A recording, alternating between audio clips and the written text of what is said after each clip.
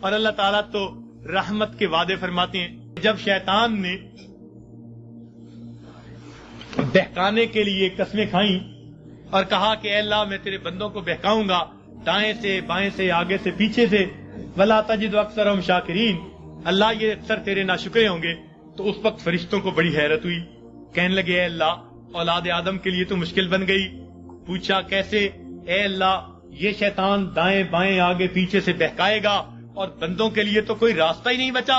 اللہ تعالیٰ نے فرمایا کہ میرے فرشتوں یہ دو سمتوں کو بھول گیا، ایک نیچے کی سمت ایک اوپر کی سمت. میرا گناہگار بندہ جب اپنے گناہوں پہ پریشان ہو کر میرے در پہ آئے گا اور میرے در پر آ کر ہاتھ پھیلا دے گا، چونکہ ہاتھ اوپر کی سمت کو اٹھیں گے ابھی اس کے ہاتھ نیچے نہیں جائیں گے، میں اس کے گناہوں کو معاف فرما دوں گا.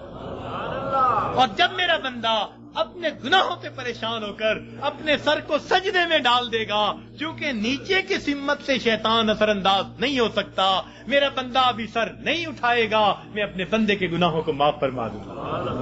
تو شیطان نے ایک قسم کھائی تھی، فَبِعِزَّتِكَ، اللہ تیری عزت کی قسم میں تیرے بندوں کو بہکاؤں گا. اللہ تعالیٰ نے اس کے جواب میں فرمایا شیطان مردود تو قسمیں کھاتا ہے میرے بندوں کو بہکانے کے لیے ورغلانے کے لیے. ذرا میری بات بھی سن لے کہ میرے بندے بتقاضائے بشریت گناہ کرتے رہیں گے اگر اپنی موت سے پہلے سچی معافی مانگیں گے. فَبِعِزَّتِي وَجَلَالِي، مجھے اپنی عزت کی قسم مجھے اپنے جلال کی قسم میں ان کی توبہ کو قبول کر لوں گا.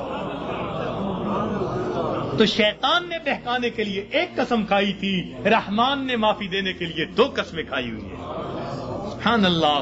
اس لیے اللہ تعالیٰ کی ہر صفت کا ایک نام ہے لیکن رحمت کی صفت کے دو نام ہیں، رحمان اور رحیم. اور کوئی صفت ایسی نہیں جس کے دو نام ہو سوائے رحمت کی صفت.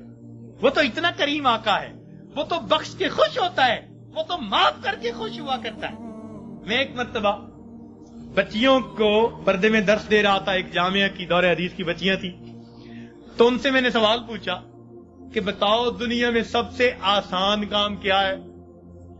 ایک بچی نے جواب دیا کہ اپنی ماں کو منانا.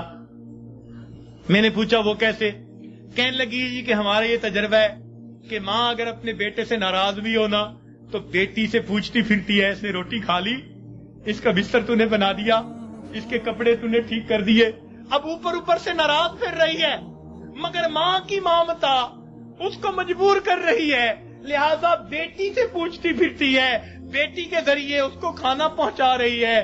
دل سے ناراض نہیں، خفا تھی، بچے نے ستایا مگر دل سے خفا نہیں، اس لیے پوچھتی بھی پھر رہی ہے کہ بچے کو سب چیزیں مل گئی یا نہیں مل گئی. تو وہ کہنے لگی کہ جب ماں کی مامتا کا یہ حال ہے تو ماں کو منانا بہت آسان ہوتا ہے.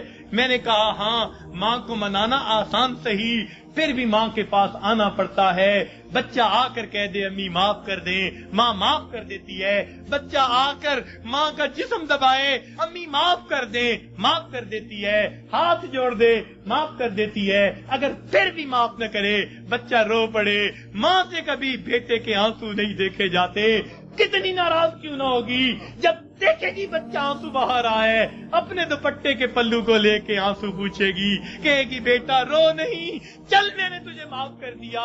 تو ماں کو منانا دنیا میں اتنا آسان ہے. بچیاں کہنے لگیں، میں نے انہیں اس وقت بتایا کہ دیکھو ایک اور ذات ہے جس کو منانا ماں کے منانے سے بھی 70 گنا زیادہ آسان ہے، اور وہ پروردگار عالم کی ذات ہے. ماں کو تو پھر بھی زبان سے کہنا پڑے گا، پاؤں پکڑنے پڑیں گے، ہاتھ جوڑنے پڑیں گے، آنسو بہانے پڑیں گے. ایک وہ پروردگار ذات ہے جس کے سامنے بندہ تنہائی میں بیٹھا ہو، فقط دل کے اندر نادم ہو جائے، دل کے اندر شرمندہ ہو جائے اور دل میں پکارے پروردگار گناہوں کی معافی چاہتا ہوں، میں نے سچی توبہ کر لی، اللہ میں نے سلو کر لی، مجھے اپنا بنا لے، شیطان کے پنجے سے چھڑا لے. کوئی ہاتھ نہیں ہلایا، کوئی اس نے زبان سے لفظ نہیں نکالا، فقط دل کی ندامت کو قبول کر کے اللہ تعالیٰ اپنی ناراضگی کو دور فرما دیتے ہیں. تو اللہ رب العزت کو منانا ماں کے منانے سے بھی 70 گنا زیادہ آسان ہے. تو اپنے رب کو منا لیجیے. ابن قیم رحمت اللہ نے عجیب واقعہ لکھا، فرماتے ہیں میں گلی میں جا رہا تھا، میں نے دیکھا ایک دروازہ کھلا، ماں اپنے بچے کو مار رہی ہے، تھپڑ لگا رہی ہے اور کہتی ہے تو نے مجھے بڑا ذلیل کیا، بڑا پریشان کیا، نافرمان ہے، کوئی بات نہیں مانتا، نکل جا میرے گھر سے۔ وہ بچہ رو رہا تھا، دھکے کھا رہا تھا۔ جب گھر سے باہر نکلا ماں نے کنڈی لگا دی۔ فرماتے ہیں میں کھڑا ہو گیا ذرا منظر تو دیکھوں، بچہ روتے روتے ایک طرف کو چل پڑا، ذرا آگے گیا، نکر سے پہلے واپس آ گیا، پھر دروازے پہ کھڑا۔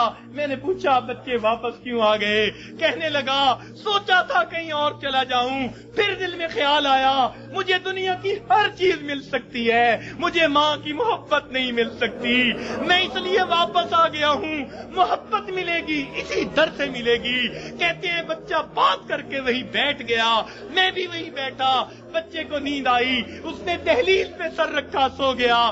کافی دیر گزری، ماں نے کسی وجہ سے دروازہ کھولا، ضرورت کے لیے باہر جانا چاہتی تھی، بیٹے کو دیکھا دہلیز پہ سر رکھے سو رہا ہے، اٹھایا، کیوں دہلیز پہ سر رکھے سو رہے ہو؟ امی مجھے دنیا میں کوئی دوسری ماں نہیں مل سکتی، میں اس دہلیز کو چھوڑ کے کیسے جاؤں؟ فرمایا بچے کے الفاظ سے ماں کی آنکھوں سے آنسو آ گئے، بچے کو سینے سے لگا لیا، میرے بیٹے جب تیرا یقین ہے اس گھر کے سوا تیرا گھر کوئی نہیں، میرے در کھلے ہیں، آ جا، میں نے تیری غلطیوں کو معاف کر دیا۔ فرماتے ہیں جب گنہگار بندہ اپنے رب کے دروازے پہ اس طرح آتا ہے اور کہتے ہیں رب کریم میری خطاؤں کو معاف کر دے، میرے گناہوں کو معاف کر دے، اے بے قصوں کے دستگیر، اے دکھی دلوں کو سکون دینے والے، اے غمزدہ دلوں کو تسلی دینے والی ذات، اے پریشان دلوں کو سکون بخشنے والی ذات، اے بے سہارا لوگوں کا سہارا بننے والی ذات، اے گناہوں کو اپنی رحمت کے پردوں میں چھپا لینے والی ذات، تو میرے لیے رحمت فرما دے، مجھے در در کے دھکے کھانے سے بچا لے، اللہ اپنی ناراضگی سے بچا لے، میں سلو کرنے کے لیے حاضر ہو گیا ہوں، پروردگار آئندہ نیکوکاری کی زندگی عطا فرما۔ تو جب بندہ اس طرح پیش کر دیتا ہے اللہ رب العزت اس بندے کی توبہ کو قبول کر لیتے ہیں۔ اللہ تعالی ہمیں سچی توبہ کرنے کی اور توبہ کر کے یہاں سے اٹھنے کی توفیق عطا فرمائے۔